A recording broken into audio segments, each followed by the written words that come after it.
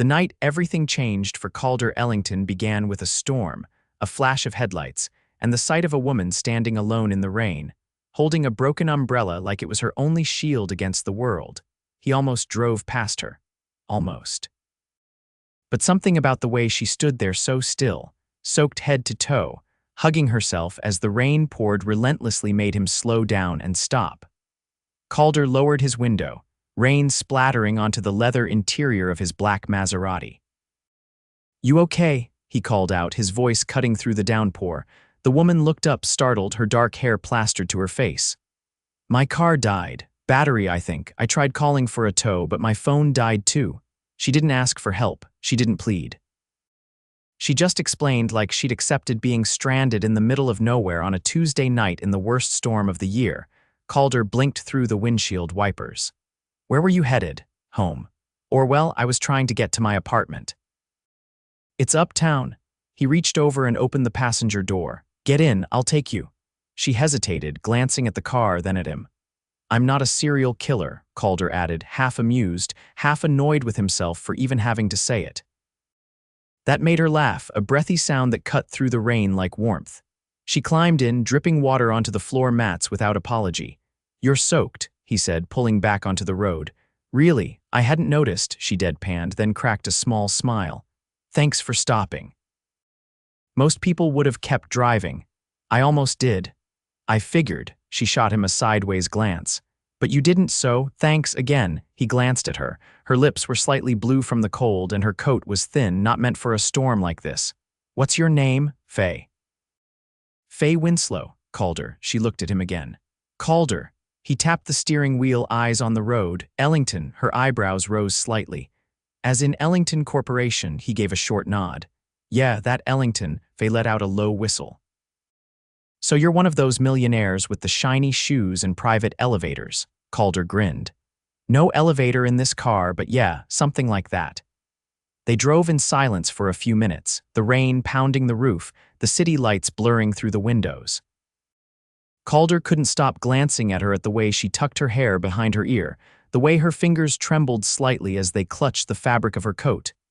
"You want to borrow my jacket?" he asked. "No, I'm fine," she said, but her teeth chattered. He shrugged off his wool coat anyway and draped it over her shoulders without waiting for permission. She looked down at it. "This probably costs more than my rent." "Probably," he said, dead serious. Faye snorted but didn't give it back.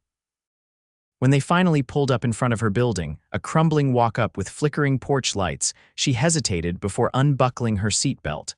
"Thanks again," she said, pushing the door open. "For the ride and the coat." "I'll drop it off tomorrow." "Keep it," Calder said, surprising even himself, "or I'll pick it up myself." Faye blinked, caught off guard. "Okay, well, good night, Calder Ellington." He watched her run up the steps, unlock the door, and vanish inside.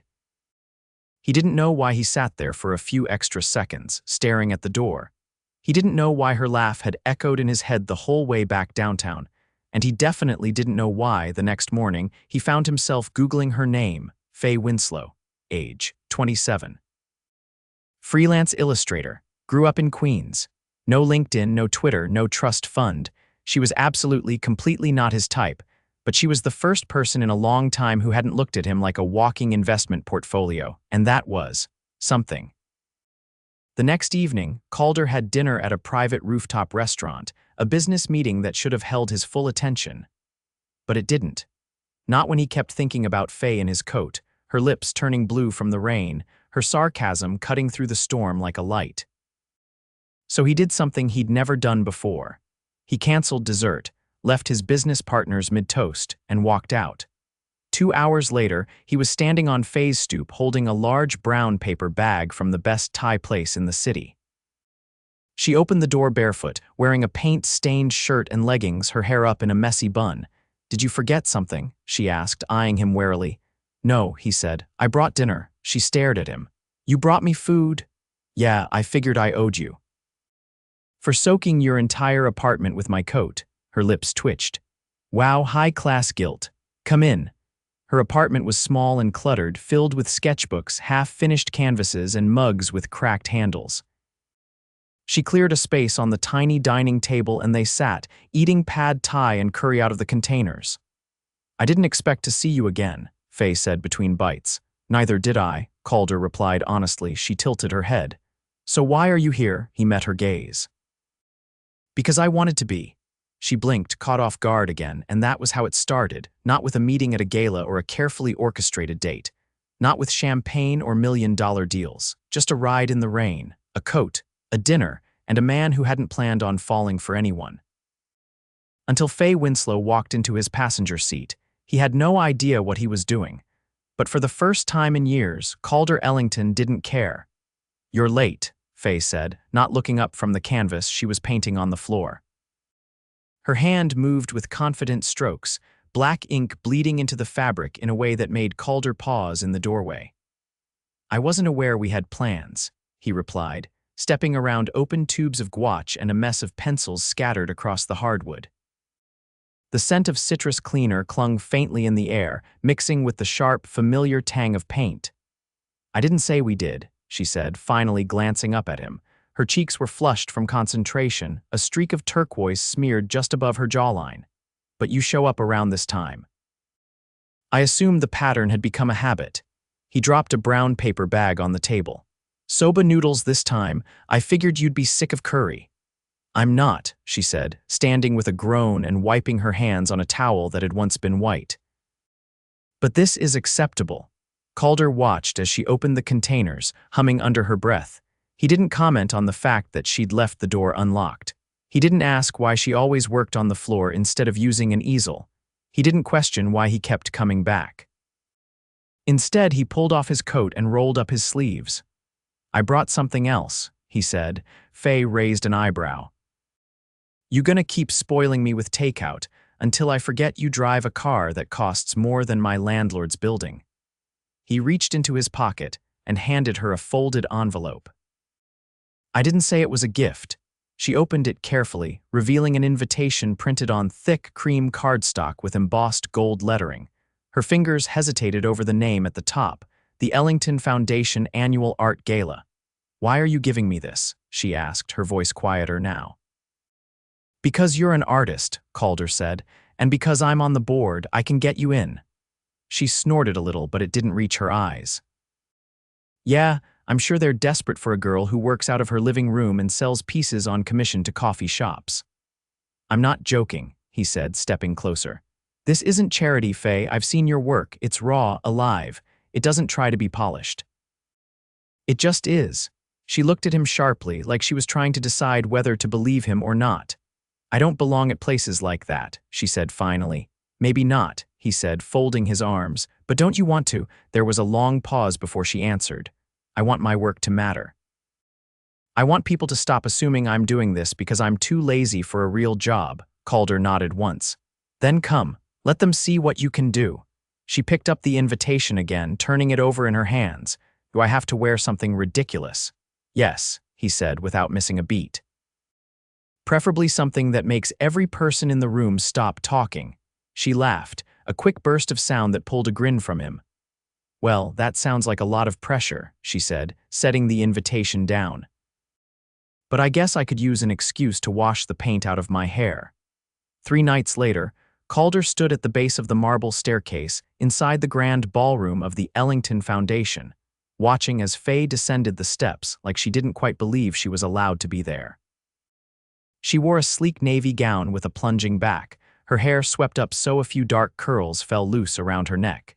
She wasn't wearing diamonds or anything extravagant, just a pair of silver hoops and a thin bracelet on one wrist.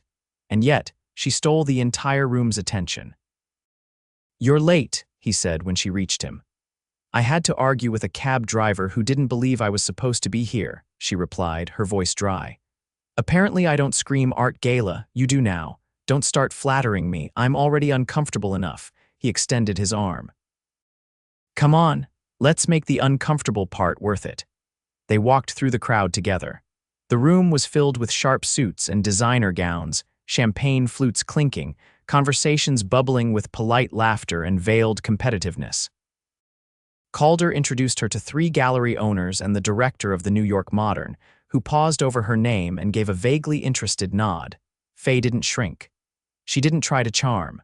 She was direct, sometimes blunt, and completely unfiltered. After the fourth introduction, she leaned in close to Calder.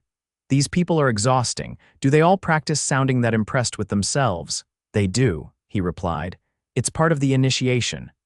She reached for a glass of champagne from a passing tray and sipped it cautiously. And here I thought you were different. I am, he said, his gaze steady. Prove it. He led her to the far end of the ballroom, where a curtain had been pulled aside to reveal a small private lounge. Soft music played from unseen speakers.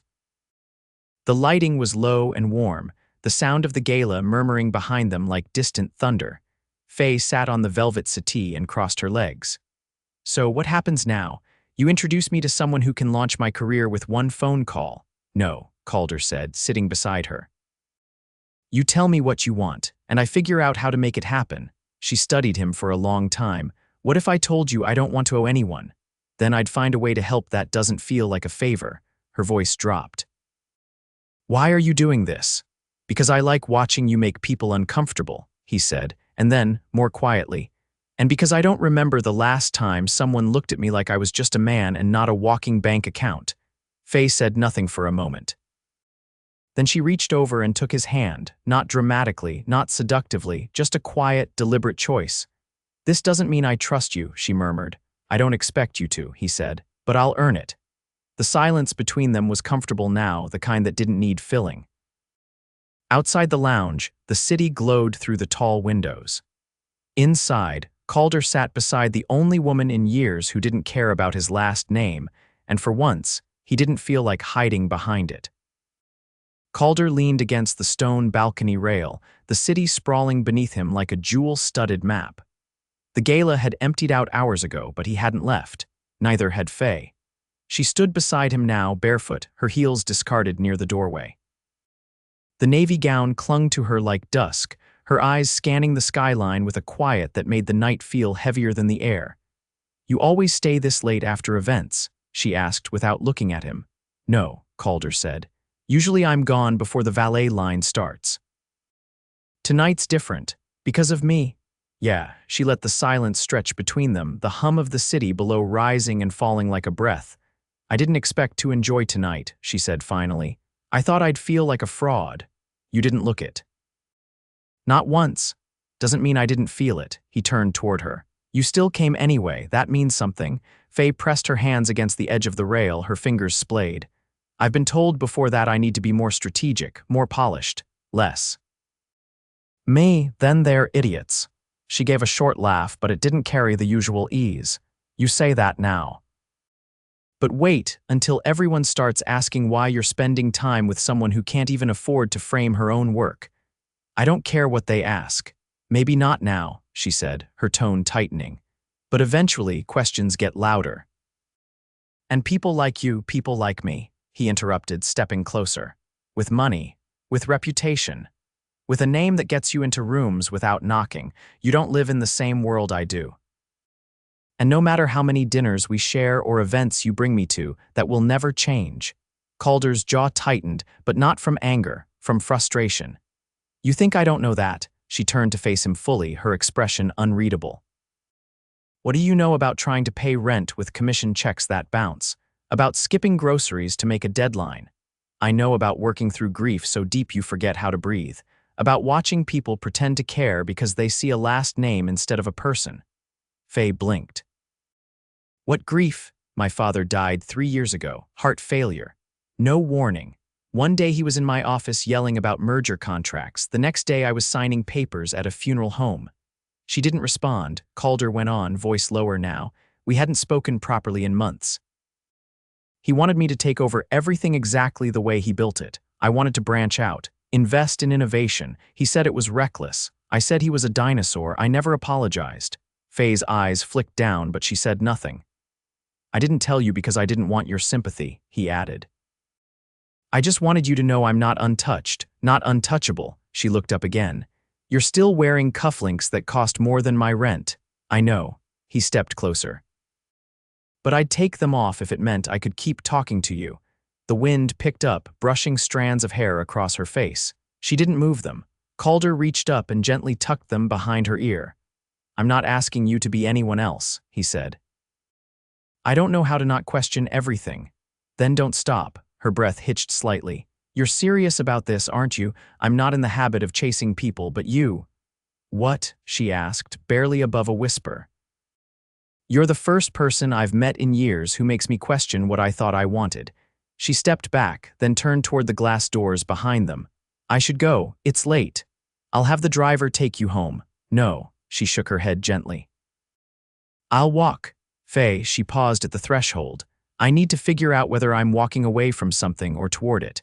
The door clicked shut behind her, leaving Calder standing alone beneath the city lights. He didn't go after her. He knew if he did, it would be too easy to say the things she needed to hear before she was ready to believe them.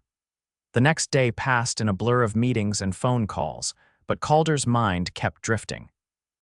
He stared at spreadsheets without seeing numbers, nodded through presentations he couldn't recall afterward. By evening, he found himself outside a small gallery in the Lower East Side, staring at a sign taped to the window. Local artists pop up. One night only. He didn't call ahead. He just stepped inside. The space was narrow, the walls lined with pieces that varied wildly in style and polish. A few people stood in clusters, sipping wine out of plastic cups. At the far end, a canvas caught his eye, sharp black lines over a pale wash of color, emotion pressed into every inch. Faye stood beside it, talking to a couple in their 60s. Her eyes widened the moment she saw him. He waited until the couple moved on before approaching. You found me, she said. You weren't hiding. I wasn't sure you'd come. I wasn't sure either. She studied him. You look out of place here. I feel it, he admitted. But I wanted to see your work, not the polished version you put on for the gala, the real version. This is me, she said, gesturing toward the painting. Raw, unfiltered, sometimes too much. He nodded slowly. It's exactly what I hoped to see. There was a pause before she asked, Why are you really here, Calder?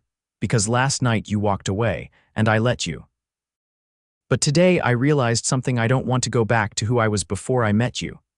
I'm not some magical fix for your regrets, she said. I know, he said, but you make me want to be honest, and I haven't wanted that in a long time. Faye's gaze dropped to the floor. I'm scared of you. He didn't flinch. I'm scared of you too. She looked up, a slow breath escaping her lungs. This is terrifying. I know, he said, but it's real. Faye stepped closer, her voice steady now. If you're serious. This can't be something you walk away from when it gets complicated. I don't walk away, he said. Not from you. She reached for his hand and didn't let go. This time he didn't need to say anything, and she didn't need to ask. Faye stood at the edge of the rooftop garden, the air thick with the scent of blooming jasmine and freshly watered stone. Above her, the stars blinked through the haze of city light, and below, the skyline glittered like a promise kept. She hadn't expected Calder to bring her here.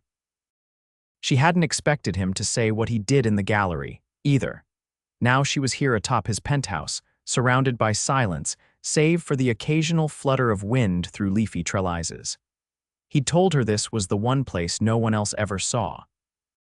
Calder returned carrying 2 glasses, the ice clinking softly as he handed her one. It's apple cider. You don't like champagne. She took it, surprised. You remembered. I pay attention. They sat on the stone bench under a canopy of fairy lights strung between wooden beams. Neither of them rushed to speak, but the silence wasn't heavy. It simply waited. Faye tapped her glass gently against his. To showing up, Calder looked over at her. To not running when things get difficult. She smiled, but it faded quickly. There's still a lot we haven't talked about. I know, he said, and I want to. She set her drink down. I've never dated anyone with your kind of life, not just the money, the expectations, the headlines. I saw a photographer outside the gallery last night. Are they following you now? Probably, he admitted. Or maybe they're following you. I don't want to be a headline, Calder. I don't want people dissecting my clothes or how I pronounce words in interviews. You won't have to do interviews unless you want to. And if your board starts asking questions about me, about what I mean to you, they already are. I told them the truth. Faye turned to face him fully, her voice sharper now. Which is what? That I'm seeing someone who challenges me, who doesn't care about anything I own, that I'd rather lose half my board than pretend you're not important to me. She stared at him. You said that, I meant it. Faye stood abruptly and walked to the edge of the garden, her arms crossed. I'm not used to this. People don't usually fight for me. They leave when things stop being convenient. I'm not people, she glanced back. You're used to control. To fixing everything with a phone call. I'm not something you can manage into place. I know that, and I don't want to. I want to build something with you that doesn't rely on convenience or control. She hesitated. Even if it's messy, especially then. Faye exhaled, then turned around. I don't know how to stop expecting disappointment. Then let me surprise you. She walked back to the bench, slower this time. You said once you'd earn my trust. This whatever this is, it's not nothing, but it's not everything yet either. Calder's voice was steady. Tell me what it needs to be. Real. Not rushed. Not wrapped in parties and galleries and rooftop views. I want to be able to call you on a Monday night and talk about nothing. I want to see if we work when it's just the two of us and no one's watching. He nodded. Then let's do that. Her gaze softened. You'd really be okay with that, no spectacle? Faye, I spent years surrounded by spectacle. I'm ready for something honest. She sat again, this time closer. Then I guess we have a lot of Monday nights ahead. They stayed there long after the drinks were warm, and the lights above began to dim automatically. Calder walked her downstairs to the private elevator, the quiet hum of the city still rising through the glass walls. Before she stepped in, she turned to him. I meant what I said. I don't want this to be a fairy tale. It won't be, he said, but it'll be ours. She kissed him then, soft, certain, and without hesitation. When the elevator doors closed, Calder stood there for a long time, watching the number light blink downward. Over the next few weeks, things changed, but not in the ways Faye had expected. Calder didn't try to insert himself into her career. He didn't buy her a studio. He didn't suggest she change her art to appeal to investors. Instead, he came to small shows and listened to her talk about brush textures and color theory with the same intensity others reserved for stock market shifts. He invited her to quiet dinners instead of galas. He called just to ask how her day had gone. He sent her photos of strange things he saw on his morning runs, like a raccoon eating a bagel on a park bench, and once mailed her a sketchbook with only one page filled. A crude drawing of her cat, who had refused to pose. Faye found herself laughing more. Sleeping better, painting without second-guessing herself. One evening, he showed up at her apartment with a key in his palm. I'm not asking you to move in, he said, but I want you to know this door is open, always. She didn't take it, not yet, but she kissed him for the gesture. 2 months later, her artwork was selected for a citywide installation. The piece, an abstract depiction of a woman standing in a storm, arms open, face turned upward, was displayed in Times Square for a single weekend. Faye stood across the street, stunned silent, as the digital lights bathed her in blue and silver. Calder wrapped an arm around her waist. You did this. We did, she said. You made me believe it could happen. I just reminded you of what you already knew. She leaned her head against his shoulder. I think I'm ready now. For what? She reached into her coat and pulled out his key. I want to build something real, with you, no more waiting. He didn't speak. He just took the key from her hand, threaded his fingers through hers, and kissed her like they had all the time in the world. The following spring, Faye's name appeared beside Calder's in a feature for a major magazine, not for their romance, but for a collaborative arts initiative that helped underrepresented artists gain gallery access and funding without creative compromise. At the launch event, she spoke into a microphone for the first time in public, her voice clear, her spine straight. Calder didn't stand beside her on stage. He stood behind the crowd, hands in his pockets, beaming like a man who'd finally stopped trying to control everything and found something better instead. Afterward, as the guests began to leave and the lights dimmed, Faye walked up to him, tugged his tie loose and whispered, "So what now?" He kissed her temple. "Now we live." And they did messy, real, and fearless, not a fairy tale, something better. Faye leaned over the long oak table, her fingers ink-stained as she adjusted the last piece of her portfolio. The final jury review for the Metropolitan Arts Grant was about to begin, and the conference room buzzed with clipped conversations and quiet nerves. She wasn't supposed to be here, not according to the odds. Anyway, but she'd stopped listening to odds the moment Calder Ellington walked into her storm and didn't flinch. From the corner of the room, Calder watched her with a kind of stillness that only came from restraint. He wasn't here to interfere, he knew better than to try. But he would be there when it ended regardless of outcome. When the panel called her name, Faye turned and caught his eye. He didn't nod. He didn't smile. He simply met her gaze with a quiet certainty that steadied her more than any approval ever could. Afterward, she walked out into the hallway, her expression unreadable. She said nothing until they were outside, the late afternoon sun turning the city sidewalks gold. "I didn't stumble over my words," she said at last. "I didn't think you would. I told them about the piece I'm working on, the one about cities that forget people." He looked at her sideways. "You told them the title?" they asked. "I said it's called Echo Apartments." He stopped walking for a moment. "That's where you grew up," she nodded. "I never told you the name before." "No, but I remember you said the elevator never worked." A taxi honked nearby and she stepped closer to him, weaving her fingers through his. "They asked about my influences. I said grief, and rain, and one man who stopped his car. Did you get the grant? They said decisions go out in 2 weeks. He didn't press. Instead, he pulled her hand to his chest and held it there for a moment, right over his heartbeat. That night, back in his apartment, she stood barefoot in his kitchen, pouring tea from the kettle she'd insisted on bringing over. She turned to him as he leaned in the doorway. "My lease ends next month." He raised an eyebrow. "Are you thinking of renewing?" "I'm thinking of giving up the place." He didn't move. "Where would you go?" She set the mug down. "I was thinking here." The words didn't need flourish, they didn't need explanation. They were a decision, not a question. He crossed the room in 2 strides and wrapped his arms around her from behind, pressing his face into the curve of her neck. "You were already here. Now you're just unpacking."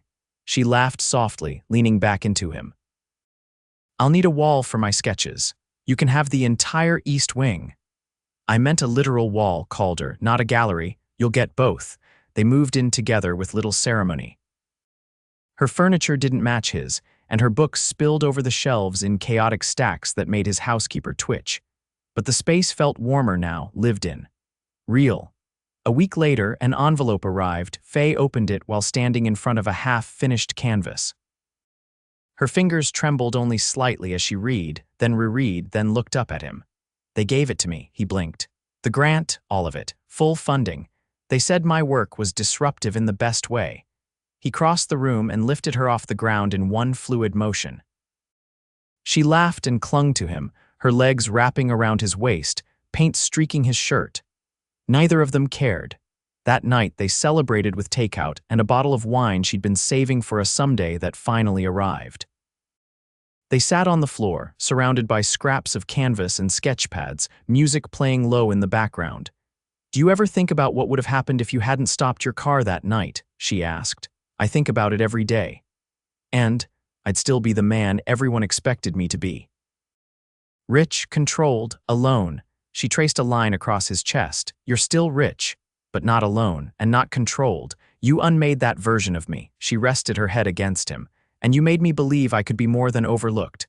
They didn't need to say more that night. Months passed, and the installation Faye created with her grant funding opened to a sold-out crowd. Critics called it haunting, visceral, and vital, but the acclaim never changed her. She still painted in bare feet, still cursed when her lines went crooked. Calder stood beside her through every unveiling, every review always watching, never interfering. One evening as they stood on the same rooftop where she'd once questioned everything, he handed her a small, flat box. She opened it slowly, revealing a key. Not to the apartment, she already had that. Not to the gallery, she didn't need it. It was to a sunlit space in Soho, a studio, her studio. "I signed the lease in both our names, but it's yours." She looked up at him, stunned. "I didn't want to surprise you with something you didn't ask for. But I also didn't want you to keep painting on the floor." She swallowed. "You really believe I can do this long term?" He kissed her forehead. "Faye, you already are." A year later, they stood in front of friends and family in an old converted factory-turned-art space, where Calder wore a tailored navy suit and Faye wore the simplest silk dress she could find. There were no flower walls, no orchestras, no 5-course plated dinners. Just light, laughter, and vows spoken with voices that didn't shake. He promised to never shield her from hard truths. She promised to never let him hide behind his name. They danced to no music at all, just the rhythm of people clapping and glasses toasting, and her niece spinning in circles in the corner. Later that night, he carried her over the threshold of their home, barefoot and breathless from laughing. "I thought we'd go away for a while," he said as he set her down. "I booked something." Where? He handed her a ticket, a private flight to Venice, a week on the water, not because it was extravagant, but because she once said she wanted to paint the sky from a boat at sunset. She kissed him long and slow and deep, then pulled him toward the bedroom without another word. And when morning came, with sunlight pouring in and no alarms to chase, they lay tangled in linen sheets, a paintbrush discarded on the nightstand, and knew the world outside would keep spinning. But inside this life they'd built messy and loud and full of color, they finally had everything together. Always.